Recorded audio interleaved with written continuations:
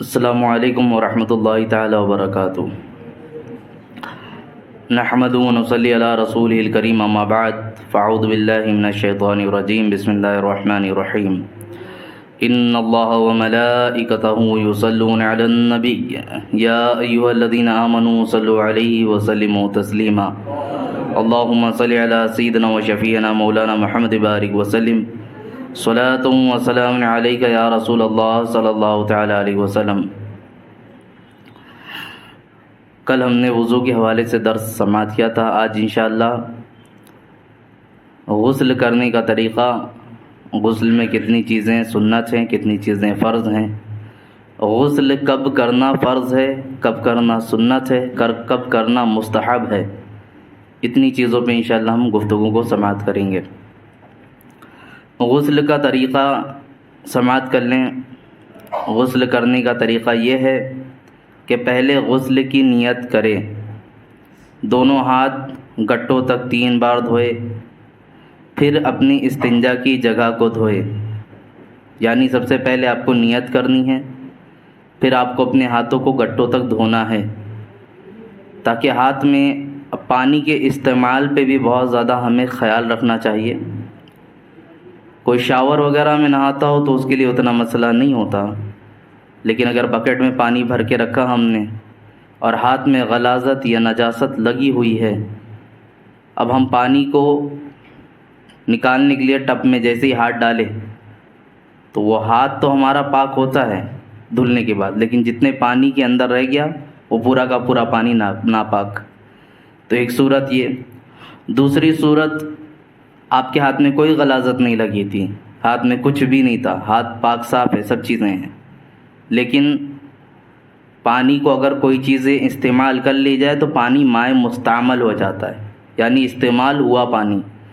اور استعمال ہوا پانی جو ہوتا ہے وہ بذات خود پاک تو ہوتا ہے، لیکن اس کے اندر پاک کرنے کی طاقت نہیں رہتی، یعنی اس کو قضاء حاجت کے لیے استعمال کر سکتے ہیں، ہاتھ پیر دھونے کے لیے استعمال کر سکتے ہیں، لیکن وضو اور غسل کے لیے استعمال نہیں کر سکتے۔ یعنی اس کو عربی میں کہتے ہیں طاہر غیر مطہر، پاک تو ہے لیکن پاک کرنے والا نہیں ہے، اس کے اندر یہ صلاحیت نہیں کہ پاک کر سکے۔ تو جب ہم پانی کو استعمال کرنے جائیں تو اس بات کا ہمیشہ خیال رکھیں کہ پہلے ہم اس طرح ہو کہ پاٹ کو نکال کر اپنے دونوں ہاتھوں کو گٹوں تک دھو لیں، پھر ہم پانی نکال کر اپنے بدن پر نہانا شروع کریں۔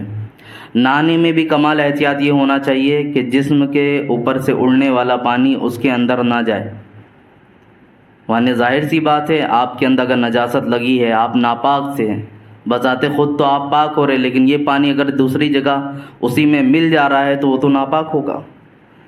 تو مستعمل پانی کے پھر ایک پانی کا بیان الگ ہی ہے کہ مستعمل پانی میں کتنا پانی ملایا جائے تو پانی پاک ہوگا، اس پر نہیں جاتے ہوئے احتیاط کے طور پر میں یہ کہہ رہا ہوں جو ہاتھ دھونے کے لیے بتایا گیا اس میں وجہ اس کی بہت بڑی یہ ہے کہ جب آپ نہانے کے لیے بیٹھیں تو آپ جب پانی کے لیے پاٹ کو استعمال کریں، مگ جگ جو بھی استعمال کرتے ہیں، تو ہونا یہ چاہیے کہ آپ کے ہاتھ صاف ہوں، ورنہ بکٹ میں ہاتھ ڈالتی وہ پانی مستعمل ہو جائے گا، اور اگر آپ ناپاک ہیں تو آپ کو پاکی حاصل نہیں ہوگی۔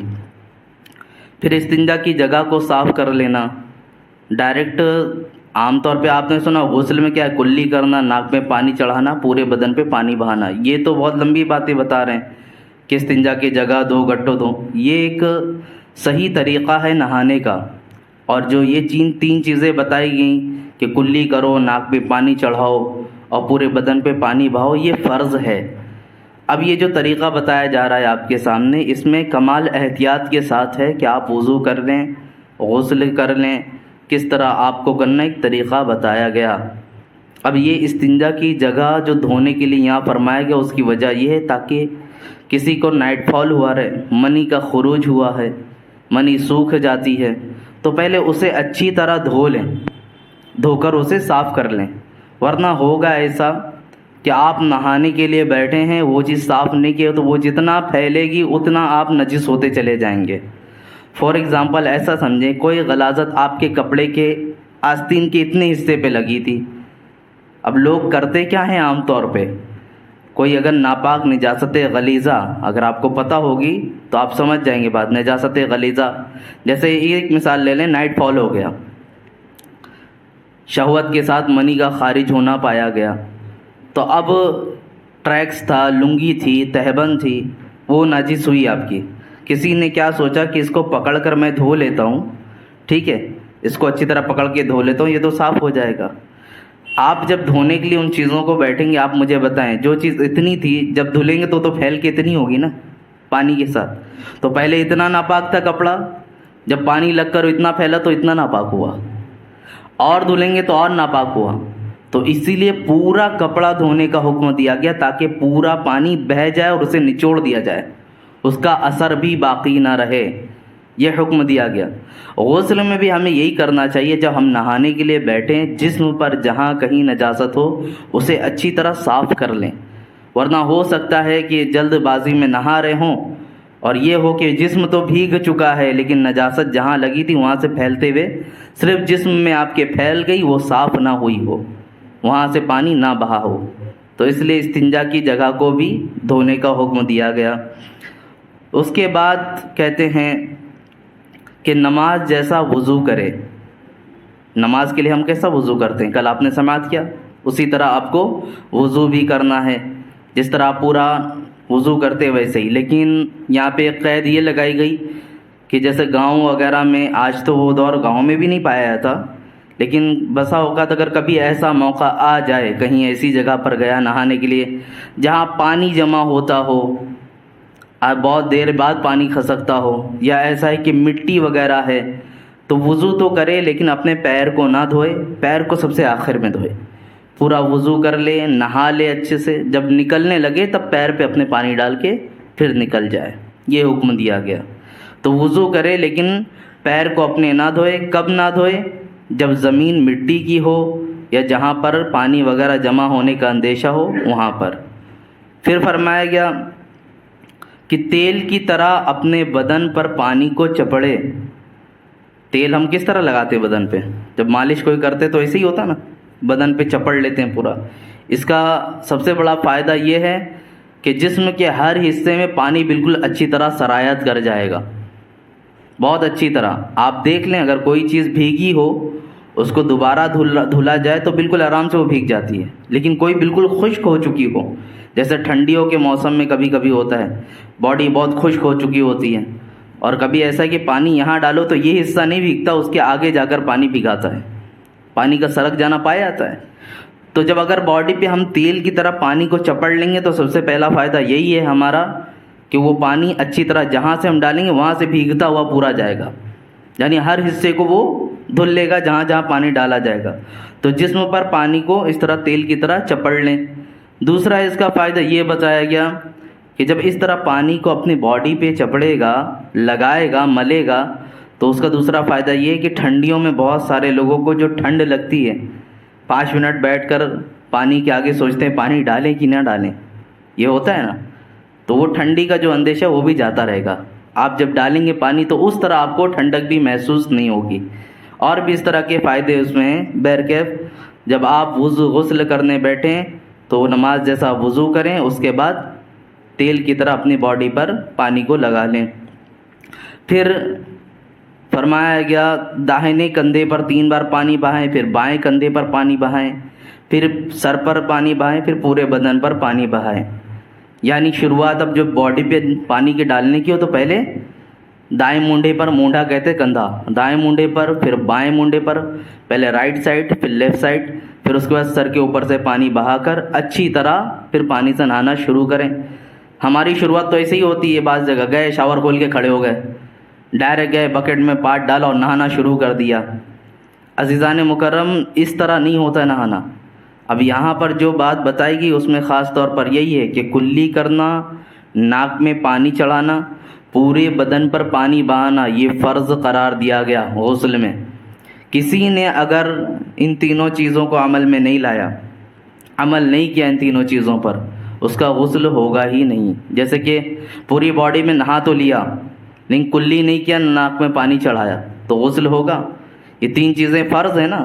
فرض کسے کہتے ہیں؟ فرض وہ کام کہ جس عبادت کے اندر بھی وہ ہو اگر وہ نہ کیا جائے تو عبادت مکمل ہی نہیں ہوگی، آپ کی عبادت ہوگی ہی نہیں۔ تو اب غسل کرنا، اس میں 3 چیزیں فرض ہیں: کلی کرنا، ناک میں پانی چڑھانا، پورے بدن پر پانی بہانا۔ تو اسی لیے آپ دیگر چیزیں کریں نہ کریں، لیکن یہ 3 چیزوں کو آپ کو کرنا لازم ہے نہانے کے وقت۔ اب آیا کوئی جا کر 7 سمندر بھی اپنے بدن پر ایسے الٹ ڈالے پانی نکال کر، تو بھی پاک نہیں ہو سکتا جب تک کہ ان فرض پر عمل نہ کرے، یعنی کلی کرنا، ناک میں پانی چڑھانا۔ اچھا، کلی کرنے کی حیت بعض دفعہ ایسا بھی دیکھا گیا، جلد بازی میں لیے پھٹ کلی کر لیے، فٹافٹ آپ نے منہ سے نکال دیتے ہیں۔ کلی کا ایسا مسئلہ نہیں ہوتا، حلق تک اپنا پہنچانا ہے، لیکن روزے کی حالت میں تو غرارہ وغیرہ منع ہے۔ لیکن جو ہمارے جبڑے ہوتے ہیں اور سائڈ کا حصہ جو ہوتا ہے، یہ حصہ، اس میں اچھی طرح کلی کرنا کہ پانی ہر طرف پہنچ جائے۔ اور دانتوں میں اگر کوئی ایسی چیز پھنسی ہو کہ جن کا نکالنا ممکن ہے، میں ایک ایک کر کے نہیں گنا رہا، یہ چیز وہ چیز، ایک ڈیفینیشن دے رہا ہوں، دانت میں کوئی ایسی چیز پھنسی ہے جن کا نکالنا آپ کو ممکن ہے، تو اس کا نکال کر وہاں تک پانی پہنچانا فرض ہے۔ اب آیا کوئی صرف منہ کی شروعات میں پانی کو لیا اور اگل دیا اور اس طرح سوچا میرا غسل ہو جائے گا، اس کا غسل نہیں ہوگا۔ غسل کے لیے آپ کو کلی بھی اچھی طرح کرنا پڑے گا۔ ناک کا بھی یہی ہے کہ ناک کی نرم ہڈی تک ہمیں پانی کو چڑھانا ہے۔ کل وضو میں نے بتایا تھا نا، نرم ہڈی تک پانی کو چڑھانا، تو ناک کی نرم ہڈی تک پانی چڑھانا یہ بھی ہمارے لیے فرض ہے۔ اب اگر ناک کے اندر رینٹھ وغیرہ سوکھ گئی ہے تو اس کو نکال کر پانی پہنچانا ہمارے لیے ضروری ہے۔ کوئی اگر نہیں نکالتا ہے اور اس جگہ خشکی رہ گئی، پانی نہیں بہا، تو بھی غسل نہیں ہوگا۔ غسل کا مسئلہ یہی نہیں ہے کہ باڈی پر بس گئے، نہا لیے، ٹھنڈک محسوس ہوئی، کپڑا بدل لیے، نہا دھو کر ہم تو پاک ہو گئے، ایسا نہیں ہے۔ جب تک یہ سب چیزیں باریکیاں ہیں، آپ اگر انہیں غور سے ادا نہیں کریں گے تو آپ کا غسل نہیں ہوگا۔ اور جب غسل ہی نہیں ہوگا، انسان پاک ہی نہیں ہوگا، تو جائے پھر وضو کرے، وضو کہاں سے ہو؟ جب غسل ہی نہیں ہے تو نہ وضو ہونے والا ہے، نہ نماز ہونے والی ہے، نہ قرآن آپ پڑھ لیں گے تو اس کا چھونا حلال ہوگا آپ کے لیے۔ ساری چیزیں آپ کی سب سے زیادہ ڈیپینڈ کس پہ ہیں؟ آپ کے پاکی پر۔ الطہارۃ نصف الایمان جو فرمایا گیا، اس کی بہت بڑی حکمت یہی ہے کہ جب آپ پاک ہوں گے تبھی تو عبادتوں کو ادا کر سکیں گے۔ جب پاک ہی نہیں ہے تو عبادت ادا کہاں سے ہوگی؟ اس لیے ہمیں اپنے آپ کو پاک کرنا سب سے زیادہ ضروری ہے۔ تو یہ پاکی کا جو طریقہ میں نے بتایا، غسل کا یہ طریقہ اپنی زندگی میں اسے رائج کریں۔ ہاں، شاور وغیرہ میں جو نہاتے ہیں ان کے لیے اتنی پرابلم نہیں ہوتی۔ غسل کرنے کے لیے عام طور پہ جو شاور کا استعمال کرتے ہیں، اس کا ایک یہ فائدہ ہے، لیکن اس کے نقصانات بھی ہیں۔ کچھ اطباء نے یہ بھی فرمایا کہ سر پہ جو ڈائریکٹ پانی گرتا ہے، اس کا غلط اثر پڑتا ہے۔ بعض لوگوں کے دماغ کے ڈیمیج ہونے کا بھی اس میں خدشہ بتایا گیا کہ پانی کے جو اثر ڈائریکٹ ہمارے سر پہ ہوتے ہیں۔ تو خیر، کچھ فائدے ہیں تو کچھ نقصان بھی ہیں، ان پہ نہیں جاتے ہوئے غسل کا جو طریقہ بتایا گیا، اس کے اندر اب آپ خاص طور پہ یہ سمجھے، جو طریقہ بتایا گیا اس میں 3 چیزیں فرض ہیں۔ کل آپ نے وضو میں 4 فرض سنے تھے، کیا کیا تھا؟ کلی کرنا، ناک پہ پانی چڑھانا، ہے نا؟ کتنے کی منڈیاں ہل رہی ہیں۔ کلی کرنا فرض ہے وضو میں؟ ہاں، ہر جگہ نہیں، اسی لیے کہا جاتا ہے یہ درس ہے ہمارا، سو کر مت سماعت کریں، سمجھ کر سماعت کریں۔ کلی کرنا کہاں وضو میں فرض ہے؟ کلی کرنا وضو میں فرض نہیں۔ چہرہ دھونا ہے، دونوں ہاتھ گٹوں تک دھونے ہیں، چوتھائی سر کا مسا ہے، پیر ٹخنوں تک دھونا ہے، یہ 4 فرض ہے، ٹھیک ہے؟ اور غسل میں کتنے فرض ہیں؟ 5 نا؟ 3 فرض ہیں۔ کیا کیا؟ کلی کرنا، ناک میں پانی چڑھانا، اور پورے بدن پر پانی بہانا۔ تو اگر یہ الحمدللہ یاد ہے تو بہت اچھی چیز۔ جی، ان چیزوں کو تو معلوم ہی ہونا چاہیے ایک مسلمان کو کہ کیا فرض ہیں، کیا سنت ہیں۔ یہ درس رکھنے کا مقصد ہی یہی ہے کہ ہم مسلمان ہیں، ہمارے دین میں ہمیں کتنی چیزوں کے استعمال پہ کیا چیزیں فرض ہیں اتنا تو پتہ ہونا چاہیے۔ تو خیر، غسل کے لیے یہ چیزیں فرض ہیں۔ اب غسل میں کیا باتیں سنت ہے، اس کے اندر آپ نے پہلے ہی سماعت کیا، نماز جیسا وضو کرنا، نجاست کو دور کرنا، بدن پر تیل جیسا پانی کو چپڑنا، یہ سب چیزیں سنتوں میں آ جائیں گی۔ اب یہاں پر ایک بات یہ ہے کہ کن صورتوں میں غسل کرنا فرض ہے۔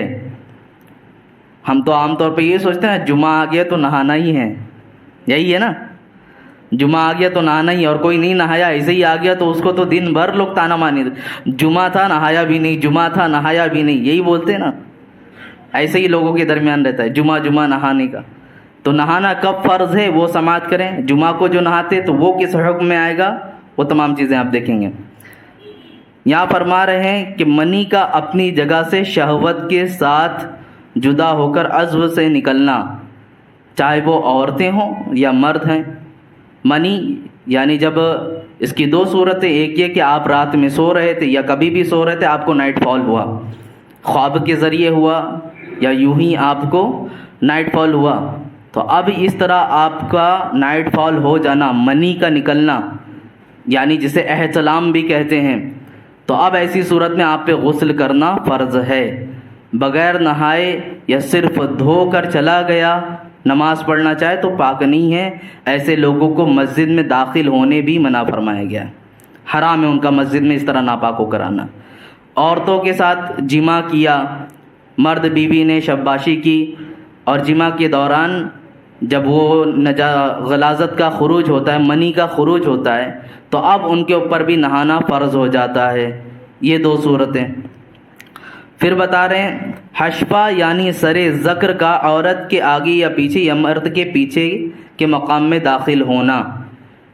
یہ ایک چیز یہاں پر میں آپ کو بتا دوں، مسائل سیکھتے وقت اگر کوئی پرسنل چیزیں اور پرسنل پارٹ پر بات کی جائے تو یہاں ہمیں شرم نہیں آنا چاہیے۔ ماں عائشہ صدیقہ رضی اللہ عنہا اسلام کی سب سے پہلی مفتیاں ہیں، ان کی بارگاہ میں عورتیں رات رات میں جاتی تھیں اور ڈبیوں میں بھر کر رطوبتوں کے بارے میں پوچھتی تھی، اس کے بارے میں کیا حکم ہے آپ فرمائیں ہمیں، ہمارے جسم سے اس کا خروج ہوا کیا حکم ہے۔ موطا امام مالک میں کتاب میں یہ ساری حدیثیں مستور ہیں، تو آپ بتایا کرتی تھی اس پر تمہارے لیے ایسا حکم ہے، اس پر ایسا حکم ہے۔ تو یہ سب سن کر پہلی چیز ہمیں کسی چیز کا ایسا نہیں ہونا چاہیے کہ یہ کیسی باتیں کر رہے ہیں۔ انسان کے اندر یہ ایسا معاملہ ہے کہ یہ چیز ہوتی ہے، جن چیزوں کے کار اور جن چیزوں کے عمل انسان کرتا ہے انہی کے بارے میں تو مسئلہ بیان ہوتا ہے۔ اب مرد کا مرد کے ساتھ شادی کرنا تو یہاں قانون بنا دیا گیا، تو ظاہر سی بات ہے بہت سارے ایسے لوگ ہیں جو اپنی خواہش کو پورا بھی کریں گے ان سے، تو جو اگر خواہش کو پورا کر بیٹھے وہ گناہ ہے، حرام ہے، الگ بات، لیکن پاک کیسے ہوگا، کتنی چیزوں پہ کیا حکم ہوں گے وہ بھی تو جاننا ضروری ہے۔ تو یہاں بول رہے ہیں مرد کا سر ذکر یعنی جو حصہ ختنہ کرنے کے بعد ڈلی کے جیسا ہوتا ہے، ڈلی جو اکھی سپاری ہوتی ہے آپ نے دیکھا ہوگا، وہ سپاری کے جیسا جو حصہ ہوتا ہے جو ختنہ شدہ ہوتا ہے، ختنہ کیا ہوا، اتنا حصہ عورت کے آگے کے مقام میں یا پیچھے کے مقام میں یا مرد کے پیچھے کے مقام میں غائب ہو گیا، داخل ہوا تو غسل فرض ہو جائے گا، انزال ہوا ہو یا نہ ہوا ہو، غسل کی وہاں پہ فرضیت ہو جائے گی۔ یہ حکم معلوم ہونا چاہیے ہمیں، ٹھیک ہے۔ یہ غسل کے فرض ہونے کی وجہ بتا رہے آپ کو، اس چیز کو حشفہ بھی کہتے ہیں۔ اسی بول رہے کہ یہ دونوں صورتیں جو تھی عام طور پر مرد و عورت دونوں کے لیے تھی، اب ایک خاص حکم حیض و نفاس والی عورت کا، اس پہ بھی غسل فرض ہوتا ہے جب وہ پاک ہو جائے۔ جیسے کچھ عورتوں کو پیریڈز آتے ہیں یا بچے کی ولادت کے بعد چند دنوں تک خون آنے کا سلسلہ، اسے نفاس کہتے ہیں، تو اب کہہ رہے ہیں کہ حیض و نفاس والی عورت ہے، یہ خون آنے کی مدت ختم ہوئی، خون آنا جیسے ہی بند ہوا، اس پر نہانا غسل کرنا فرض ہو جاتا ہے۔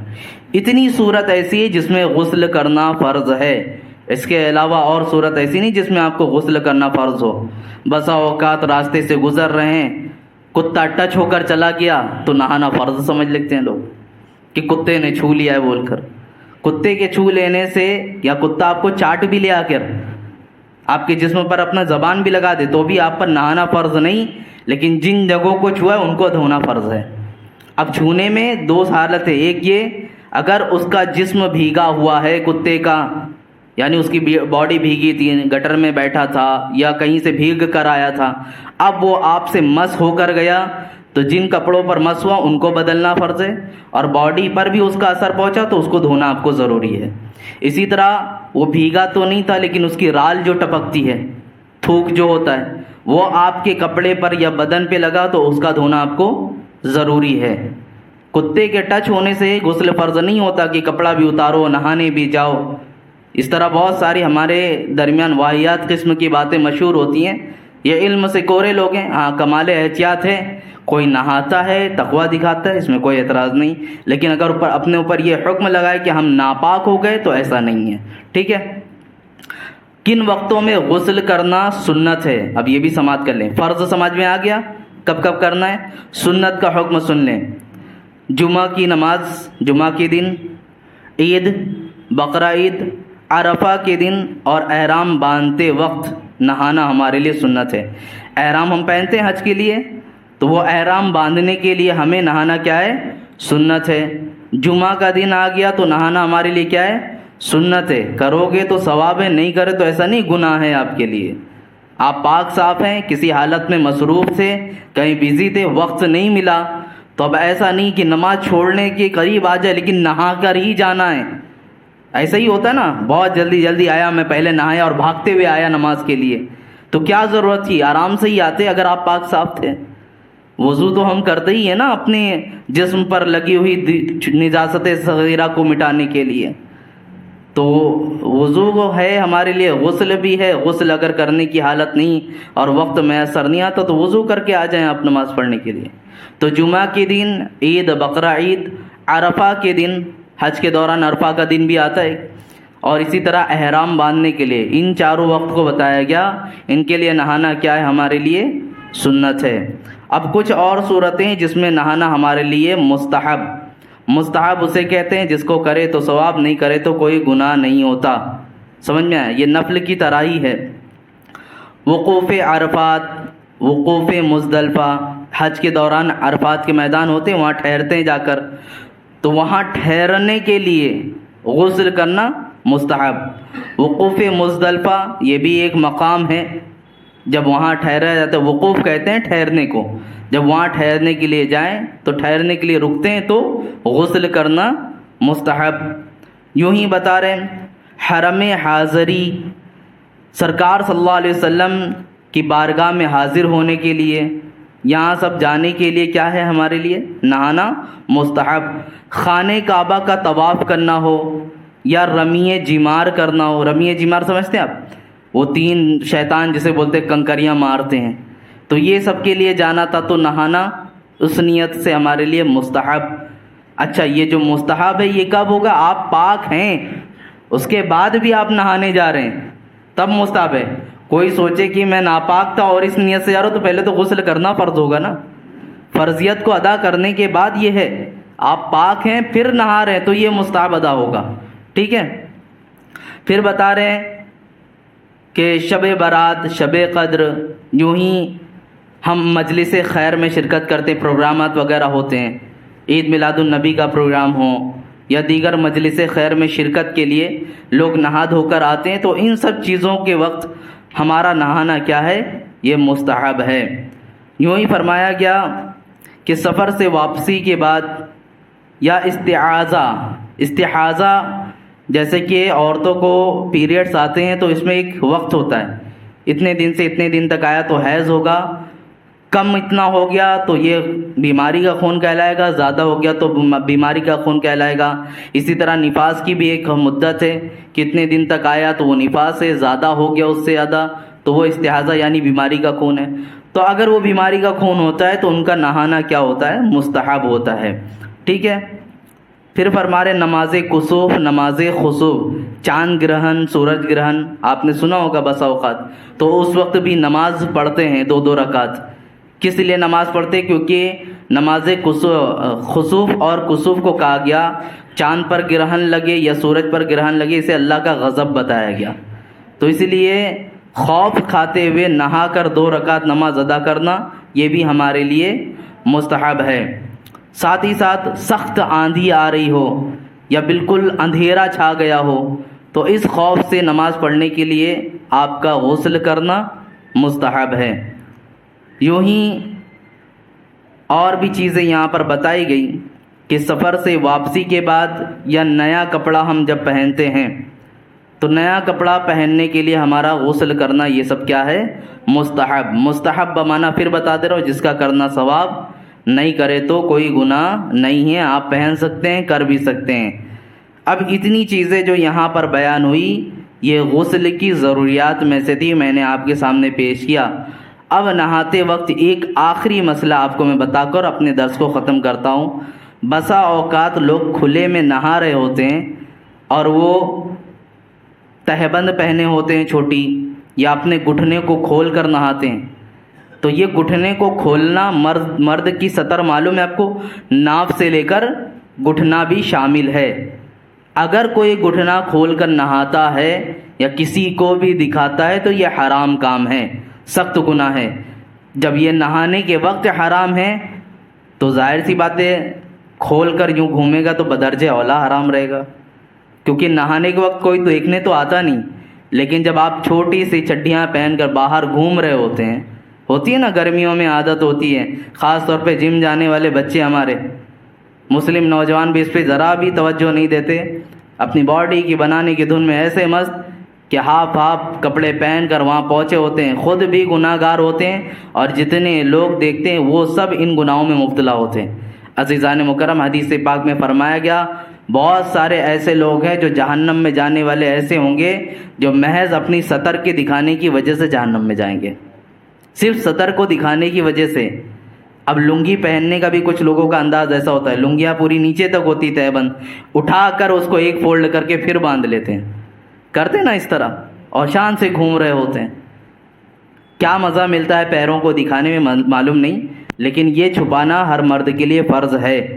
اگر کوئی اسے جان بوجھ کر دکھاتا ہے، پھرتا ہے، اور ہمارے نوجوانوں کو بھی میں کہوں گا گھومنے ٹہلنے کے لیے گئے، کہیں بھی آپ نہا رہے ہو، ندی نالا جیسی بھی جگہ پر آپ ٹورسٹ کے طور پر جاتے ہیں نہانے دھونے کے لیے، یا کچھ ریسورٹ وغیرہ میں بھی جاتے ہیں، تو وہاں تو سب سوچتے ہیں کہ اب ہم آزاد ہیں، کوئی دیکھنے والا ہے ہی نہیں.